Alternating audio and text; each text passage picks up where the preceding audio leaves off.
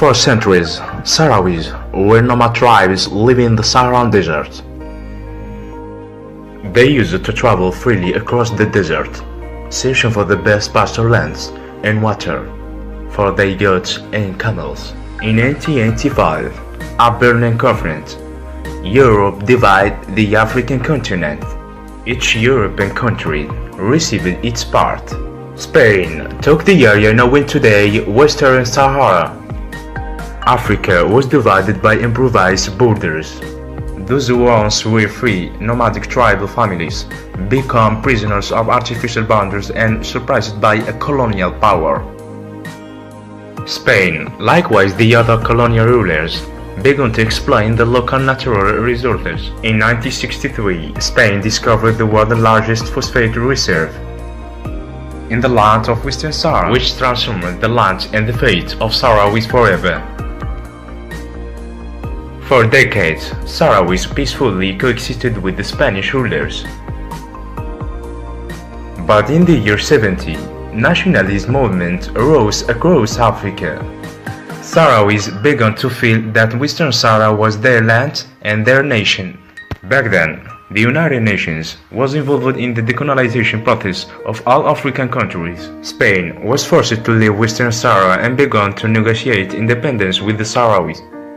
But the Moroccan king, Hassan II, claimed that territory was and will always be a part of Morocco.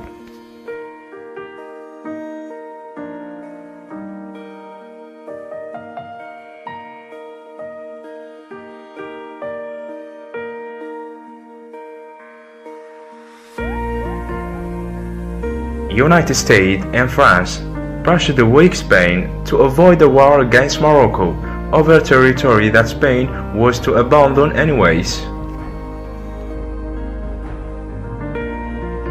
Western Sahara was just another pawn in the world chess game played by United States and the Union Soviet. It was the Cold War.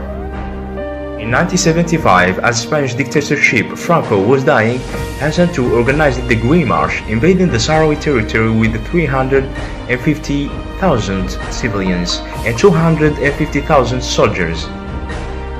Meanwhile, the Moroccan regime signed the Madrid Tripartite Agreement with Spain. Spain handed over the administration of Western Sahara, but never relinquished its sovereignty. The Spanish army left the territory overnight, leaving behind the Sahrawi population. The war between Morocco and the Polisario Front began. Part of the Sahrawi population fled to Algeria, where they settled the Sahrawi refugee camps in the desert. The rest remained in the occupied territory under Moroccan oppression. The Union Soviet direct Algeria armed the Polisario Front. United States and France armed Morocco.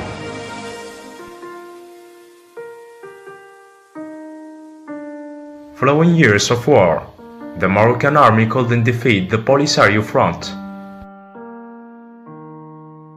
In 1981, supported by the United States and France, Morocco began to build a 2,500 km continuous defensive wall dividing the territory into two.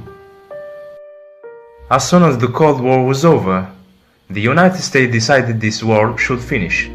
In 1990, both parties approved a peace plan organized by the United Nations, with the only condition that a referendum would take place in which the Sahrawis should decide the future of Western Sahara. The Moroccan regime trained Moroccan settlers on Sahrawi language, customs, and culture to include them in the Sahrawi census.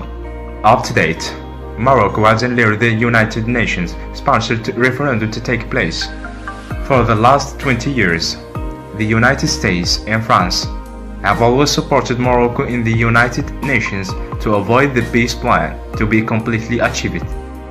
These situations has led to status quo. Half of the Sahrawi population await for peaceful solution in the refugee camps in Algeria, while the other half remain in the occupied territory under Moroccan occupation.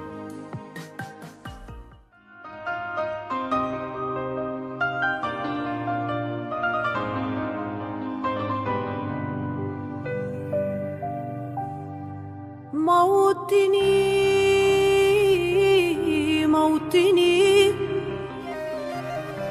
الجلال والجمال والثناء والبهاء في رباك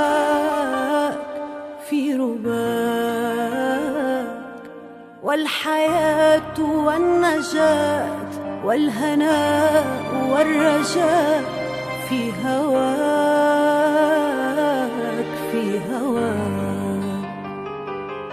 هل أراك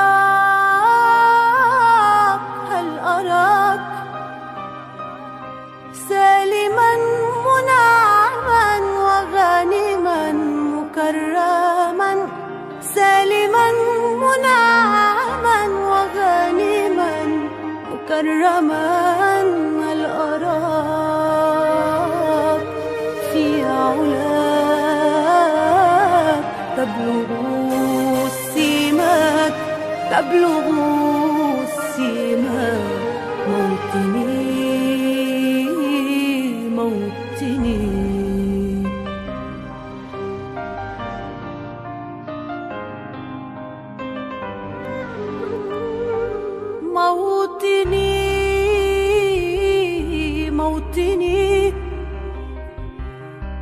الشباب لن يكل همه أن يستقل أو يبيد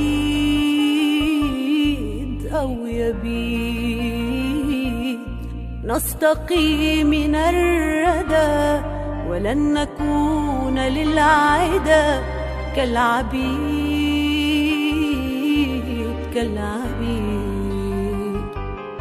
لا نريد